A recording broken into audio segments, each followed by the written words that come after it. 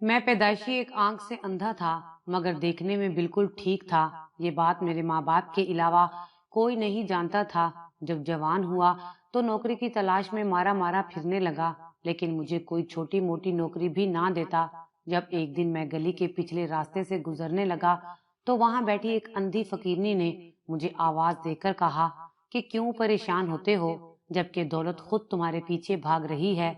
मैं हैरान रह गया और उसे फकीरनी की बात समझकर आगे जाने लगा, तो वो बोली कि तुम भी तो मेरी तरह एक आंख से अंधे हो।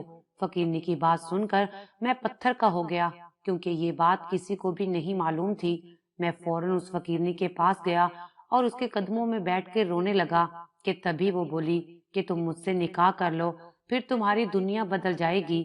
पहले मुझे उसकी बात बहुत बुरी लगी, फिर मैंने सोचा कि छुपके निकाह कर लेता हूँ। अगर दौलत ना मिली तो तलाक दे दूंगा। मैंने उसी वक्त उससे निकाह कर लिया और घर ले आया।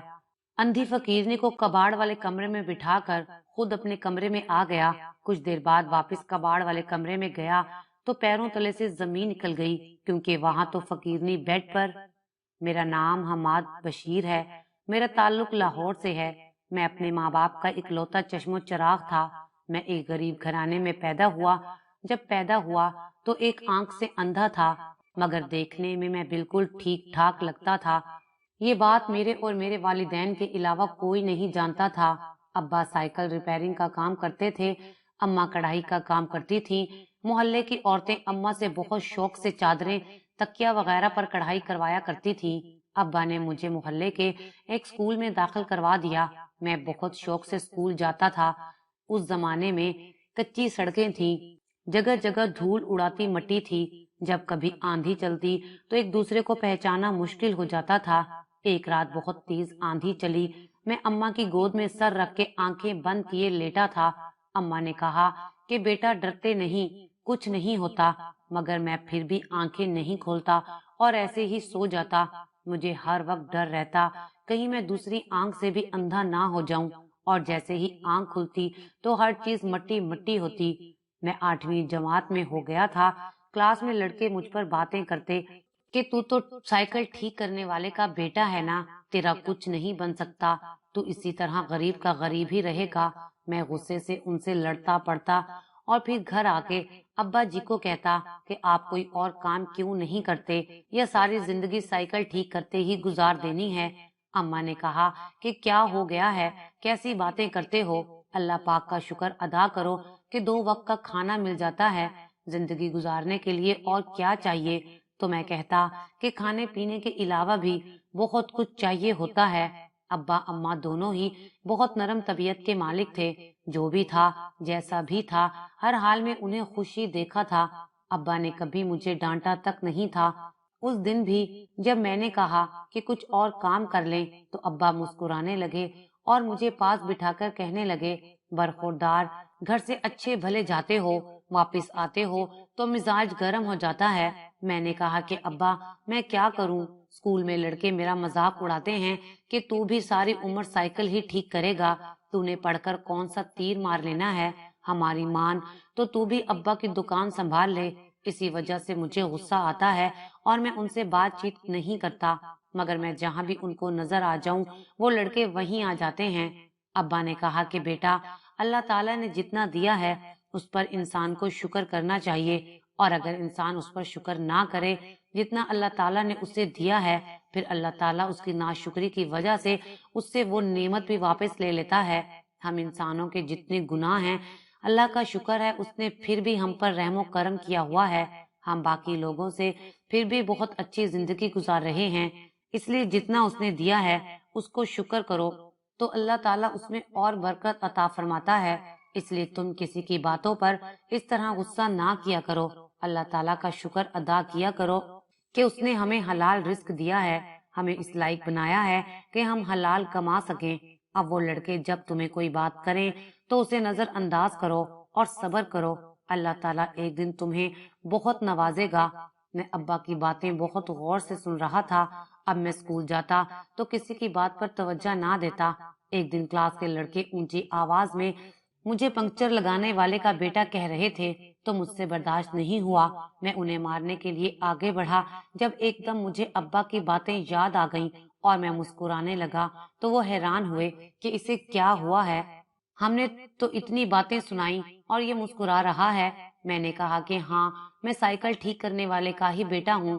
ہاں، میرا باپ سائیکلوں کو پنچر لگاتا ہے، مگر مجھے اس بات پر فخر ہے کہ میرا باپ مجھے حلال کما کر کھلاتا ہے، اور مجھے اس بات پر بھی فخر ہے کہ میں ایک سائیکل ٹھیک کرنے والے کا بیٹا ہوں. تب میرے استاد بھی کلاس میں آ گئے اور انہوں نے میری ساری باتیں سن لیں اور سب میرے لیے تالیاں بجا رہے تھے. میرے استاد نے کہا کہ مجھے خوشی ہوئی کہ تم جیسے بچے پڑھائی کے ساتھ ساتھ اتنا اچھا سوچتے ہیں.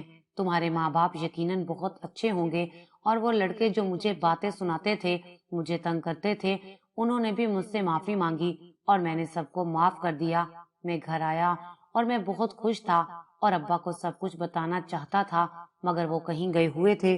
اور جب میں نے ابا کو آتے دیکھا تو بھاگ کر ان سے لپٹ گیا. ابا نے کہا کہ کیا ہوا ہے؟ آج تو میرا بیٹا بہت خوش ہے.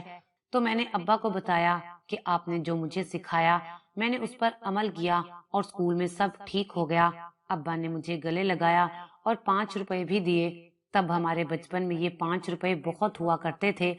تب میں نے میٹرک کا امتحان دیا تھا اور رزلٹ کا انتظار کر رہا تھا. کچھ دنوں سے ابا کی طبیعت ٹھیک نہیں تھی. اماں ابا کی دوائی لینے انہیں دوسرے گاؤں لے گئی تھی، مگر واپسی پر ان کا ایکسیڈنٹ ہو گیا اور وہ کبھی واپس نہیں آئے. میں اس دنیا میں اکیلا رہ گیا تھا. مجھے کچھ سمجھ نہیں آ رہی تھی کہ میں اب کیا کروں گا، کیسے تنہا رہوں گا. میرے والدین مجھے اچانک کیسے چھوڑ گئے تھے. میں سارے گھر کو دیکھتا رہتا. اماں ابا کے بنا گھر گھر نہیں لگتا تھا. زندگی بے معنی بے مقصد لگنے لگی تھی. اماں ابا کے بنا رہنا سوچ بھی نہیں سکتا تھا میں. جی چاہتا تھا کہ خود کو بھی کچھ کر لوں اور ان کے پاس چلا جاؤں. زندگی کیوں اتنا امتحان لیتی ہے؟ کیوں ہمارے پیارے ایسے چلے جاتے ہیں؟ اب میں کیا کروں گا؟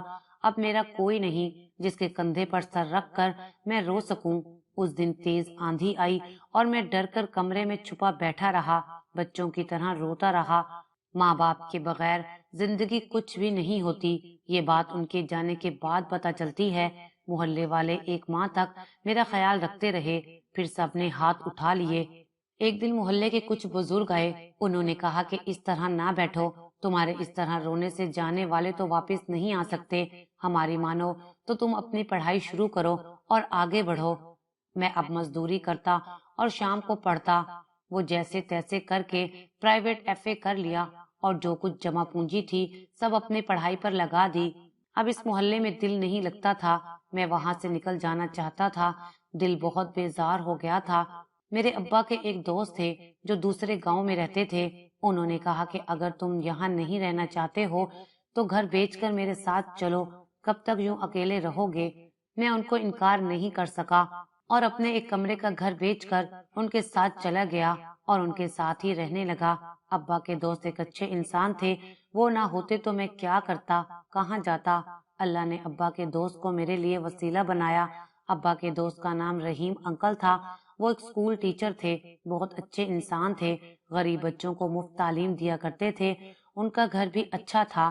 مجھے ان کے ساتھ رہتے کافی دن ہو گئے تھے. میں ابھی تک اپنے والدین کی موت کے صدمے میں تھا.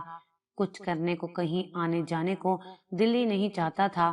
رشتے دار تو شروع ہی سے ہم سے دور تھے. ہماری غریبی کی وجہ سے ابا کے سکے بھائی ابا کو کبھی ملنے یا حال چال پوچھنے تک نہیں آتے تھے. اسی وجہ سے ابا نے بھی ان سے دوری اختیار کر لی تھی اور اپنی ایک چھوٹی سی دنیا بسا لی تھی. وقت ایسے ہی گزرتا گیا. ایک دن جب میں نے ابا کے دوست سے کہا کہ مجھے اب اپنے لیے کہیں ایک اور چھوٹا سا گھر دیکھ لینا چاہیے، میں کب تک آپ کے سہارے جیوں گا، تو وہ بولے کہیں اور جا کے رہنے کی ضرورت ہی کیا ہے، تم ہمارے ساتھ رہو. انہوں نے مجھے اپنے گھر کے فرد کی طرح سمجھایا. کبھی کچھ نہیں پوچھا، بیٹے کہاں ہو یا پھر کوئی کام کیوں نہیں کرتے. انکل رحیم کی بیٹی تھی اقرا. میں نے جب اسے دیکھا تھا بس اسی کے بارے میں سوچنے لگا تھا. وہ روز مجھے کھانا دینے آتی تھی. آج کافی دیر ہو چکی تھی اور وہ ابھی تک کھانا لے کر نہیں آئی تھی اور میں بے چینی سے اس کا انتظار کرنے لگا تاکہ اس سے اپنے دل کی بات کہہ سکوں اور یہ بھی جان سکوں کہ وہ بھی مجھے پسند کرتی ہے یا نہیں. ایک دن انکل رحیم کی بیٹی کھانا دینے کے لیے آئی۔ میں اپنی ہی سوچوں میں گم تھا جب اس نے کہا کہ کھانا کھا لیجئے۔ میں نے اس کی طرف بنا دیکھے ہی کہہ دیا کہ مجھے بھوک نہیں ہے، آپ کھانا واپس لے جائیں۔ میں دل ہی دل میں اسے پسند کرنے لگا تھا، اور ایک دن بہت کوشش کر کے میں نے اس سے کہا کہ میں تم سے شادی کرنا چاہتا ہوں، تو وہ مجھ سے بھڑک اٹھی اور بولی میں کسی اور کو پسند کرتی ہوں۔ ابا نے آپ جیسے انسان پر اعتبار کر کے بہت بڑی غلطی کی۔ اب وقت کہاں رہ گیا ہے کسی انجان کو گھر لانے کا، اور تم نے یہ کیسے سوچ لیا کہ میں تم جیسے غریب و بے روزگار، جس کے پاس رہنے کے لیے اپنا گھر تک نہیں ہے، جو خود دوسروں کے در پر پڑا ہے، میں اس سے شادی کروں گی؟ تمہاری اوقات ہی کیا ہے؟ اپنی اتنی توہین مجھ سے برداشت نہیں ہوئی، اور میں نے ان کا گھر چھوڑ دیا اور وہ علاقہ چھوڑ کر کہیں اور آ گیا۔ اب مجھے اس علاقے میں رہنے کو مکان چاہیے تھا۔ جب ایک دکاندار سے پتا چلا کہ اس محلے میں ایک بیوہ عورت اور اس کی بیٹی رہتے ہیں، ان کے پاس ایک مکان ہے جو کرائے پر دینا چاہتی ہیں، میں وہاں چلا گیا۔ جو اپنا گھر بیچا تھا، اس کے تھوڑے بہت پیسے بچے تھے، وہ ان کو ایڈوانس دیے اور رہنے لگا۔ روز گھر سے نکل جاتا اور کام تلاش کرتا، مگر کہیں کوئی کام نہیں ملتا تھا۔ ایک دن کسی نے بتایا کہ ایک دکان پہ لڑکے کی ضرورت ہے، مگر جب نصیب میں ہی دھکے ہوں تو انسان کیا کر سکتا ہے۔ میں وہاں پہنچا تو انہوں نے مجھ سے پہلے ہی کسی اور کو رکھ لیا تھا، اور میں مایوس واپس لوٹ آیا تھا۔ اب تو بھوک کی وجہ سے طبیعت بھی خراب رہنے لگی تھی۔ جیسے ہی سیڑھیاں چڑھنے لگا، اسی وقت میرا سر چکرایا اور میں گر گیا۔ جب ہوش آیا تو ایک کمرے میں بستر پر پڑا تھا جہاں رہتا تھا۔ اس گھر کی مالکن کہنے لگی کہ بیٹا کیا ہوا تھا، تم گر گئے، کہیں نشہ تو شروع نہیں کر دیا؟ میں نے کہا کہ ماں جی ایسی بات نہیں ہے، بس 2 دن سے کچھ کھایا نہیں تھا اور نہ ہی کوئی کام مل رہا ہے، بس اسی وجہ سے چکر آ گئے۔ انہوں نے یہ بات سنی تو میرے لیے کھانا لینے چلی گئیں۔ میں بہت شرمندہ تھا کہ کیسے کسی پر بوجھ بن گیا ہوں۔ یہاں رہتے ہوئے اتنے ماہ ہو گئے، کرایہ بھی بڑھتا ہی جا رہا تھا، وہ بھی اتنے ماہ سے نہیں دے سکا تھا۔ پتہ نہیں شاید میری قسمت میں ابھی تک ٹھوکریں کھانا ہی لکھا تھا۔ اب روز کھانا ملنے لگا، حالانکہ ان کا اپنا گزر بسر بہت مشکل سے ہو رہا تھا۔ روز ایک امید لے کر جاتا، پر کہیں کام نہیں مل رہا تھا۔ میں جب سے یہاں آیا تھا روز گلی سے گزر کر نوکری کی تلاش میں نکل پڑتا تھا۔ جب راستے سے گزرنے لگا تو ایک روز فقیرنی کو بیٹھے ہوئے دیکھا۔ وہ روز مجھے آواز دیتی اور کہتی کہ بہت پریشان ہو، سنو اب تمہاری پریشانی دور ہونے والی ہے۔ میں نے اس کی بات کو انسنا کر دیا اور وہاں سے گھر آ گیا۔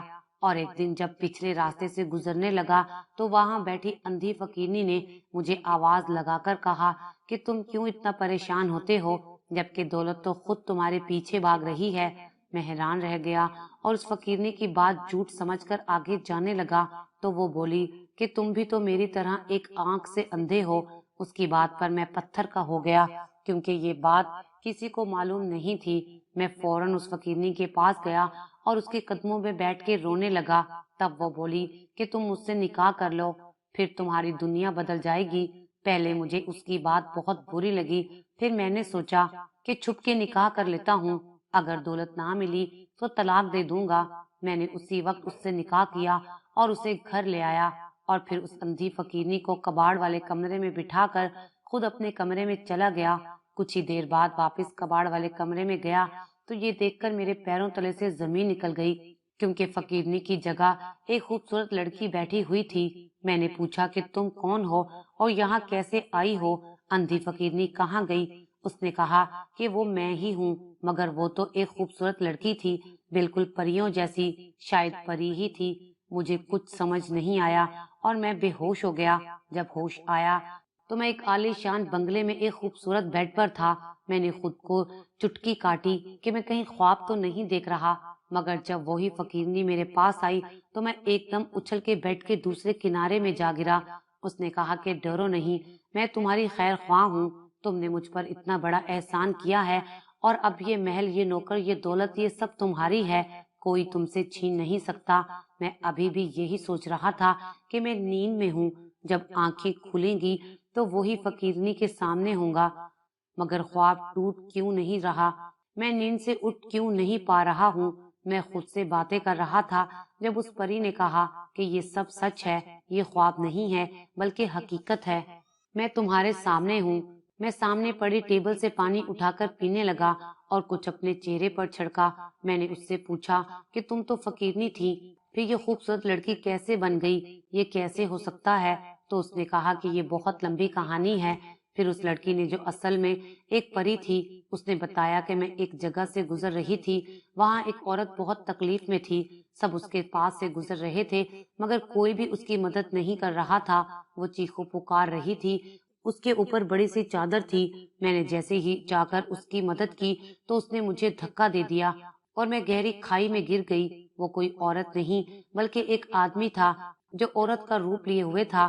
وہ ایک جادوگر تھا جس نے پہلے بھی مجھ پر کئی بار جادو سے وار کیے۔ مجھے سمجھ آ گئی تھی کہ لوگ اس کی مدد کیوں نہیں کر رہے تھے، کیونکہ وہ میرے علاوہ کسی کو نظر نہیں آ رہا تھا۔ میرے بابا نے کئی بار سمجھایا تھا کہ سنبھل کے رہنا، انسانوں کے درمیان انسان بن کر رہنا اتنا آسان نہیں ہوتا۔ اس نے وہی چادر مجھ پر ڈال دی اور میں قید ہو گئی۔ میں بری طرح پھنس چکی تھی۔ وہ چاہتا تھا کہ میں اس سے شادی کروں، کیونکہ وہ مجھ سے شادی ہوتے ہی وہ ایک طاقتور جادوگر بن سکتا تھا۔ پھر اس نے مجھے قید کر کے مجھ سے غلط کام کروانے چاہے، مگر میں وہ کام کرنے سے انکار کرتی رہی تو وہ اپنے جادو سے مجھے مزید تکلیف دیتا رہا اور مجھے مجبوراً اس کی بات ماننی پڑی۔ پھر ایک دن اس نے مجھے کہا کہ وہ دنیا کا طاقتور جادوگر بننا چاہتا ہے اور اسے چاند کی پہلی تاریخ کو پیدا ہونے والا بچہ چاہیے، مگر میں نے ایسا کرنے سے انکار کر دیا اور اس نے مجھے جلانا شروع کر دیا۔ اس جادوگر کی طاقت اس کے لمبے بالوں میں تھی، اگر اس کو کاٹ دیا جاتا تو وہ ہمیشہ کے لیے مر سکتا تھا۔ مجھ سے مزید تکلیف برداشت نہیں ہو رہی تھی۔ میں نے اسے کہا کہ ٹھیک ہے، میں ایسا کروں گی، مگر میری ایک شرط ہے، وہ یہ کہ اندر موجود تہہ خانے کو میں دیکھنا چاہتی ہوں، پھر یہ کام کروں گی۔ اس نے کہا کہ ٹھیک ہے اور مجھے پرانے کنویں کے اندر لے کر آیا۔ تب میرا شک یقین میں بدل گیا، کیونکہ وہاں پہلے سے بہت سے بچے موجود تھے۔ مجھ سے ان کا رونا نہیں دیکھا جا رہا تھا اور میں کسی کی مدد کے انتظار میں تھی تاکہ جادوگر جن کے بال کاٹ سکوں۔ میں نے اس سے کہا کہ بچوں کو آزاد کر دو۔ اس نے کہا کہ میں ایک شرط پر تمہاری بات مانوں گا، اگر ایک شرط تم میری مانو، تم وہی کرو جو میں چاہتا ہوں اور مجھ سے شادی کر لو، میں تمہیں آزادی بھی دوں گا اور تمہیں تمہاری سلطنت میں واپس بھی جانے دوں گا۔ میں جانتی تھی کہ وہ مجھ پر وار کر رہا ہے تاکہ میں ہمیشہ کے لیے اس کے قابو میں آ جاؤں، اور اس کے قابو میں آنے سے وہ انسانوں کے ساتھ بہت کچھ غلط کر سکتا تھا۔ میں سوچ میں پڑ گئی۔ اس نے کہا کہ سوچ لو، تمہارے پاس دو راستے ہیں، یا تو ساری عمر اس قید خانے میں میری غلام بن کر میرا حکم ماننا ہوگا، یا پھر مجھ سے شادی کر کے آزادی سے رہو گی۔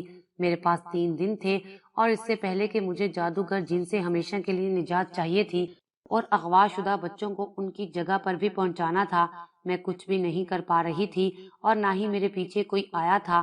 3 دن ہو گئے تھے جب شام کو جادوگر جن آیا اور اس نے کہا کہ آج آخری دن ہے، تم نے کیا سوچا ہے؟ میں مسکراتی ہوئی اس کے پاس گئی اور اس کو اپنی باتوں میں الجھانے لگی۔ تبھی میں نے اچانک نہایت چالاکی سے اس کے لمبے بال کاٹ کر جلدی آگ میں پھینک دیے۔ یہ سب میں نے اتنی جلدی میں کیا کہ اسے پتہ ہی نہیں چلا، اور پھر اچانک وہ دھاڑنے لگا۔ اس کی دھاڑ سے میں دور جا گری اور اس کے منہ سے آگ نکلنے لگی، اور دیکھتے ہی دیکھتے آگ پھیل گئی اور وہ مرتا جا رہا تھا، لیکن ساتھ ہی کچھ پڑنے لگا۔ اس کو آگ لگ چکی تھی۔ اس نے کہا کہ میرے ساتھ ایسا کر کے تم بھی کسی قابل نہیں رہو گی۔ جب اس نے منتر پڑھتے ہوئے کہا اس پری کو ایک بوڑھی اور اندھی فقیرنی کی شکل میں بدل دیا جائے، اس کا کوئی علاج نہ ڈھونڈ پائے، یہ روتی رہ جائے اور اس پر کوئی رحم نہ کھائے، یہ کہتے ہوئے وہ جادوگر جل کر بھسم ہو گیا اور میں آہستہ آہستہ ایک فقیرنی کی شکل اختیار کر گئی۔ میں اپنوں کو آوازیں دینے لگی۔ مجھے کچھ نظر نہیں آ رہا تھا کیونکہ میں اندھی ہو چکی تھی۔ کئی سال میں انسانوں کی بستی میں بھیک مانگتی رہی۔ جب ایک پری پرستان سے مجھے ڈھونڈتے ہوئے وہاں آ پہنچی، اس کو ساری بات بتائی تو وہ مجھے اپنے ساتھ پرستان لے کر گئی۔ اس نے کہا کہ اس کا ضرور کوئی توڑ ہوگا، تم چلو میرے ساتھ۔ میں بھی جب پرستان پہنچی تو مجھے آگے جانے کی اجازت نہ ملی۔ میں واپس آ گئی۔ پھر ایک دن مجھے ایک پری دوست نے آ کر کہا کہ تمہارا علاج ایک طریقے سے ہو سکتا ہے، وہ یہ کہ تم انسانی دنیا میں جا کر رہو، وہاں ایک ایسے آدمی سے شادی کرو जो अम्माओं की रात को पैदा हुआ होगा वो एक आंख से अंधा भी होगा। मैंने कहा कि वो भला क्यों मुझ जैसी अंधी से निकाह करेगा। पता चला कि मेरी वजह से तुम्हारे दिन बदलेंगे। तुम्हें मेरी मदद की जरूरत है और मुझे तुम्हारी मदद की। मैं जैसे ही ढूंढती हुई तुम्हारे घर पहुंची तो पता चला कि तुम घर छोड़कर जा चुके हो। मैं फिर तुम्हारा पीछा करती रही और फिर मैंने तुम्हें ढूंढ ही लिया और तुमने मुझसे निकाह कर लिया, जिससे मैं जादू की जंजीरों से आजाद हो गई हूँ। ये दौलत जो तुम देख रहे हो ये सदा तुम्हारे पास ही रहेगी। तुम एक अच्छे इंसान हो, इस दौलत को अच्छी जगह इस्तेमाल करना। वो परी इतना बताकर जा चुकी थी और मुझे लग रहा था कि मैं अभी भी ख्वाब देख रहा हूँ, पर ये हकीकत थी। कुछ दिन बाद अब्बा के दोस्त जिनके पास मैं रहता था वो और उनकी बेटी मुझसे मिलने आए। मेरा घर शानो शौकत देखकर कहने लगे, हमाद बेटा, क्या तुम्हारी लॉटरी निकल आई है? मैंने कहा कि अंकल कुछ ऐसा ही समझ लें। उनकी बेटी भी साथ आई थी। कहने लगी कि मुझे माफ कर दो, मैं तुमसे शादी करने के लिए तैयार हूँ। जबकि मैं जानता था कि वो जिस लड़के को पसंद करती थी उसने शादी करने से इनकार कर दिया था। उसे आज भी मुझसे मोहब्बत नहीं थी, सिर्फ मेरी दौलत की खातिर मुझसे शादी करना चाह रही थी। ये दौलत भी बड़ी अजीब सी चीज है। इंसान में छुपे ऐबों को ये दौलत छुपा जाती है। लेकिन मैं अब उससे शादी नहीं करना चाहता था। मैंने माजरत कर ली और फैसला कर लिया कि मुझे किससे शादी करनी है। कुछ ही दिनों बाद मैंने बेवा किराएदार औरत की बेटी से शादी कर ली, क्योंकि उन लोगों के मुझ पर बहुत एहसानात थे। वो लड़की जिसका नाम नादिया था मुझे पसंद करती थी। मैं जब से यहाँ आया था उसने हमेशा मेरा साथ दिया था। अब जब उन लोगों को मेरी जरूरत थी तो मैं कैसे छोड़ देता। उसकी माँ भी हमारे साथ रहने लगी। हमें खुशगवार जिंदगी गुजार रहे हैं। मैंने एक कॉटन फैक्ट्री बना ली है जिसमें मैं गरीब वर्करों को बाकियों की निस्बत ज्यादा तनख्वाह देता हूँ। उनकी हर जरूरत का ख्याल रखा जाता है। वो लोग मुझे दुआएं देते हैं। ये सब एक नेक दिल परी की वजह से था जिसका मैं सारी जिंदगी शुक्रगुजार रहूंगा।